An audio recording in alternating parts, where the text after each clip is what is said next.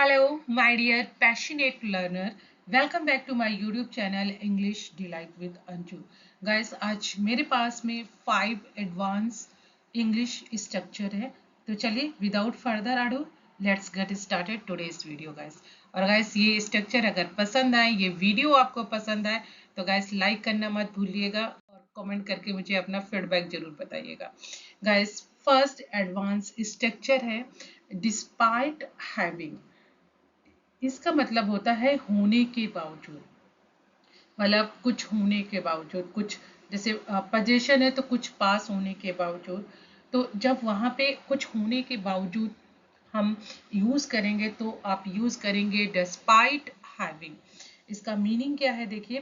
Despite having means even though something exist the result is different than expected. It used to show contrast. तो इसका क्या मतलब है कि हमें दो सिचुएशन होती हैं. पहले सिचुएशन की वजह से दूसरा रिजल्ट आता है, लेकिन जो सिचुएशन होती है उससे जो एक्सपेक्टेड रिजल्ट होता है वो ना आकर के कुछ दूसरा ही होता है. मतलब जो सिचुएशन है उसके बिल्कुल अपोजिट कंट्रास्ट में रिजल्ट आता है. तो वहां पे आप यूज करेंगे डिस्पाइट हैविंग. इसका स्ट्रक्चर है गाइस डिस्पाइट हैविंग. उसके बाद नाउन अगर है तो नाउन लगाएंगे, और जिरेंट है मतलब वर्ब है तो वो अपनी जिरेंट फॉर्म में आएगी. जिरेंट फॉर्म मतलब वर्ब में आईएनजी, और फिर उसके बाद बाकी का आप सेंटेंस लिखेंगे. तो एग्जांपल देखते हैं, उससे आपका और ज्यादा क्लियर होगा. डिस्पाइट हैविंग मनी, पैसे होने के बावजूद. He lives a simple life, वह साधारण जीवन जीता है. ठीक है. तो ये देखिए दोनों चीजें जस्ट अपोजिट है कि उसके पास पैसा है लेकिन इसके बावजूद भी वो कैसी जिंदगी जीता है, सिंपल लाइफ. तो हुआ ना दोनों कॉन्ट्रास्ट.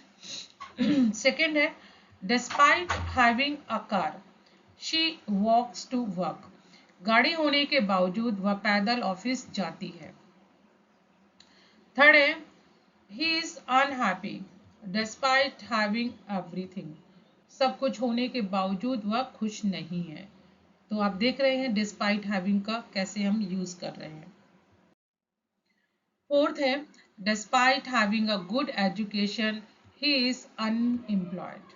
अच्छी शिक्षा होने के बावजूद वह बेरोजगार है. फिफ्थ एग्जाम्पल है she failed despite having studied hard. कड़ी मेहनत करने के बावजूद वो फेल हो गई. सिक्स है despite having experience he didn't get the job. अनुभव होने के बावजूद उसे नौकरी नहीं मिली. तो गैस ये है डिस्पाइट हैविंग. चलिए आगे बढ़ते हैं. Feel like. फील लाइक का मतलब होता है कुछ करने की इच्छा या कुछ करने का मन होना. Feel like. और गैस यहाँ पे आप ये देख रहे हैं फील लाइक, और उसके बाद अगर नाउन है तो नाउन आ जाएगा, लेकिन अगर एक्शन वर्ब आ रही है तो वो आईएनजी के साथ में आएगी. और मोस्टली एक्शन वर्ब ही आती है, मतलब वर्ब आती है. चलिए एग्जांपल आप देखते हैं. जैसे कि आप बोल सकते हैं कि आज ना मेरा हलवा खाने का मन कर रहा है, तो I am feel like having halwa. देखिए फर्स्ट एग्जांपल है जब हम नाउन के साथ यूज कर रहे हैं. I feel like coffee. Coffee क्या है, नाउन है. मुझे कॉफी पीने का मन कर रहा है. ठीक है. सेकेंड एग्जांपल है do you feel like pizza tonight. क्या तुम्हारा आज पिज्जा खाने का मन है. और गाइस ये आप इसको इंटेरोगेटिव में बनाइए, निगेटिव में बनाइए, किसी में भी बनाइए, सारे सेंटेंसेस इसके फॉर्म होते हैं. उसके बाद आपका थर्ड एग्जांपल है he doesn't feel like a leader. उसे खुद को नेता जैसा महसूस नहीं हो रहा है. उसके बाद देखिए वर्ब के साथ में feel like. I feel like dancing. अब डांस क्या है, एक वर्ब है, तो ये अपनी आईएनजी फॉर्म में आया है. डांसिंग, मेरा नाचने का मन कर रहा है. तो भाई नाच लो, किसने मना किया है. वैसे भी इंडिया न्यूजीलैंड का मैच चल रहा है. फिफ्थ है शी फील्स लाइक क्राइंग. उसका रोने का मन कर रहा है. नेक्स्ट है do you feel like going out. क्या तुम्हारा बाहर जाने का मन कर रहा है. बिल्कुल भाई, संडे है, बाहर जाना तो बनता है। 7th है he doesn't feel like studying today, बिल्कुल संडे है, मत पढ़ो भाई, मन नहीं कर रहा है तो आपका। तो ये गाइस था फील लाइक। फील लाइक मतलब कुछ करने का मन करना, ना करना। नेगेटिव पॉजिटिव सारे सेंटेंसेस बनते हैं। नेगेटिव में गाइस देखिए, I don't feel like working today, मेरा आज काम करने का मन नहीं हो रहा है। Do you feel like having T, क्या तुम्हारा चाय पीने का मन कर रहा है। थर्ड है I didn't feel like going to the party yesterday, कल मेरा पार्टी में जाने का मन नहीं था। नेक्स्ट है she didn't feel like eating anything last night, उसका कल रात कुछ खाने का मन नहीं कर रहा था। तो गैस यहाँ सारे टाइप के मैंने सेंटेंसेस आपके फॉर्म कर दिए हैं फील लाइक के, ठीक है। बहुत अच्छा है, बहुत अच्छा यूज होता है गैस सेंटेंसेस में। उसके बाद है in terms of. In terms of का मतलब क्या है, के मामले में, किसी के मामले में। इन टर्म्स ऑफ, जैसे कि इन टर्म्स ऑफ मनी, पैसे के मामले में। इन टर्म्स ऑफ हेल्थ, स्वास्थ्य के मामले में। इन टर्म्स ऑफ व्हाट, किस मामले में। चलो इसके स्ट्रक्चर देखिए भाई, सब्जेक्ट, उसके बाद वर्ब, उसके बाद इन टर्म्स ऑफ, और ये एक फ्रेज है गाइस, नाउन फ्रेज। चलो सेंटेंसेस है in terms of money, this project is very expensive, पैसे के मामले में ये प्रोजेक्ट बहुत महंगा है भाई। सेकेंड है she is doing well in terms of her career, अपने करियर के संदर्भ में या मामले में वो बहुत अच्छा कर रही है। थर्ड एग्जाम्पल है this school is better in terms of facilities, सुविधाओं के मामले में ये स्कूल बेहतर है। चलो जी, उसके बाद फोर्थ है in terms of knowledge, this book is very helpful, ज्ञान के मामले में ये किताब बहुत सहायक है। फिफ्थ है our company is growing in terms of revenue, हमारी कंपनी रेवेन्यू मतलब पैसे या राजस्व के मामले में बढ़ रही है। सिक्स है in terms of diet you need to eat more fruits, diet के संदर्भ में या मामले में तुम्हें ज़्यादा फल खाने चाहिए, फाइबर की जरूरत है भाई। चलो आगे देखते हैं बियॉन्ड समवंस अंडरस्टैंडिंग, क्या मतलब है कि समझ से बाहर। हम बहुत ज़्यादा गैस ये यूज़ करते हैं, बोलते हैं भाई तुम्हारी बातें ना मेरी समझ से बाहर है। तो समझ से बाहर, समझ से बाहर के लिए होता है बियॉन्ड समवंस अंडरस्टैंडिंग।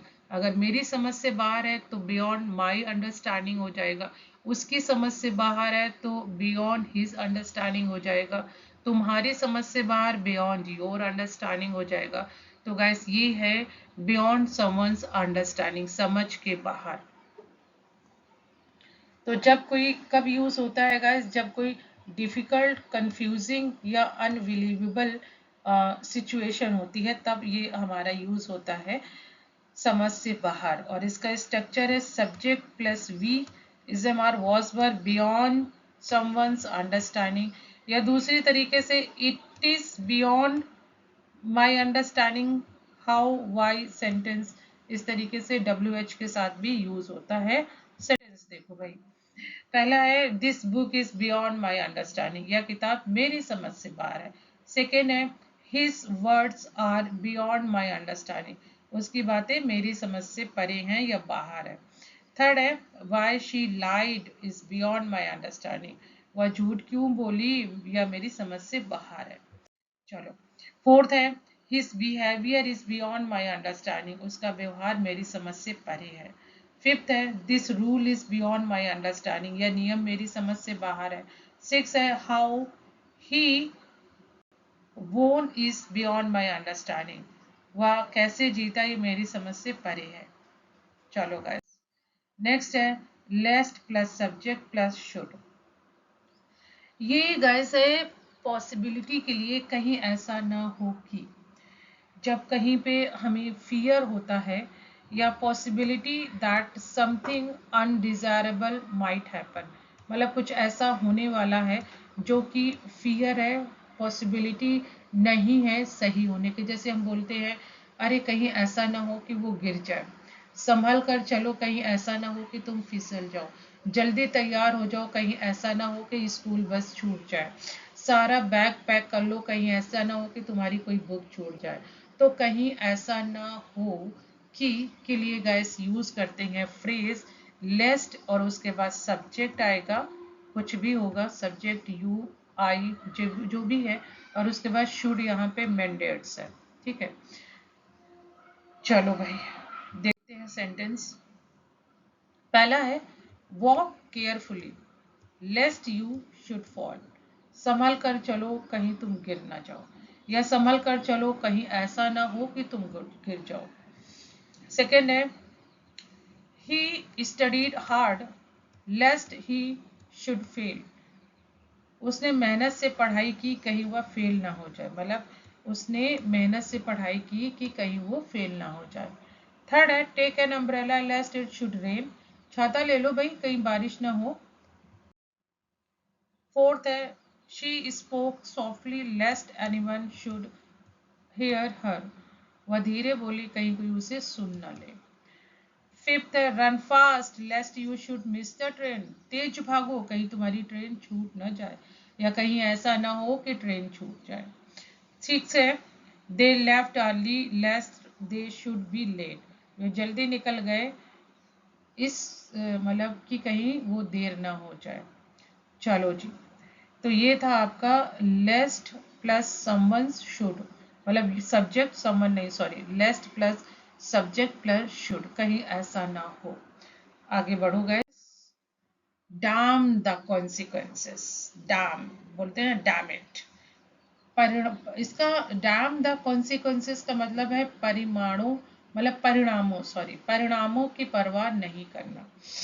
तो damn the consequences means not caring about the result. इसका स्ट्रक्चर है damn the consequences subject verb rest of the sentence. चलो जी example, damn the consequences I will speak the truth. परिणामों की परवाह नहीं, मैं सच बोलूंगा। Second, damn the consequences he quit his job. परिणामों की चिंता किए बिना उसने नौकरी छोड़ दी। थर्ड है damn the consequences I love her. परिणामों की परवाह नहीं, मैं उससे प्यार करता हूँ। फोर्थ है damn the consequences we will fight the justice. परिणामों की चिंता किए बिना हम न्याय के लिए लड़ेंगे, बिल्कुल लड़ो जी। फिफ्थ है damn the consequences let's do it. परिणामों की परवाह नहीं, इसे कर डालते हैं, चलो इसे करते हैं। सिक्स है damn the consequences he followed his dreams. परिणामों की चिंता किए बिना उसने अपने सपनों को पूरा किया। चलो गैस आगे बढ़ते हैं। लास्ट है but not the least, when it comes to. क्या मतलब होता है जब बात आती है या जब बारी आती है, ठीक है। यूज टू इंट्रोड्यूस टॉपिक और एक्सपेक्ट ऑफ समथिंग, और इसका स्ट्रक्चर है when it comes to noun या फिर वर्ब है तो वो आईएनजी में आएगी। चलो सेंटेंस देखते हैं। फर्स्ट है when it comes to cricket she knows everything. जब क्रिकेट की बारी आती है तो उसे सब पता है। सेकेंड है when it comes to cooking my mom is the best. जब खाना बनाने की बात आती है तो भाई मेरी माँ सबसे अच्छी है। थर्ड है when it comes to studies she is very serious. जब पढ़ाई की बात आती है तो वो बहुत गंभीर होती है।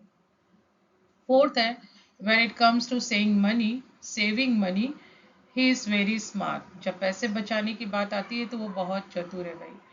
फिफ्थ है when it comes to fashion she always follow the latest trends. जब फैशन की बात आती है तो वो हमेशा नए ट्रेंड्स को फॉलो करती है। सिक्स है when it comes to honesty no one can beat him. जब ईमानदारी की बात आती है तो उसे कोई हरा नहीं सकता है।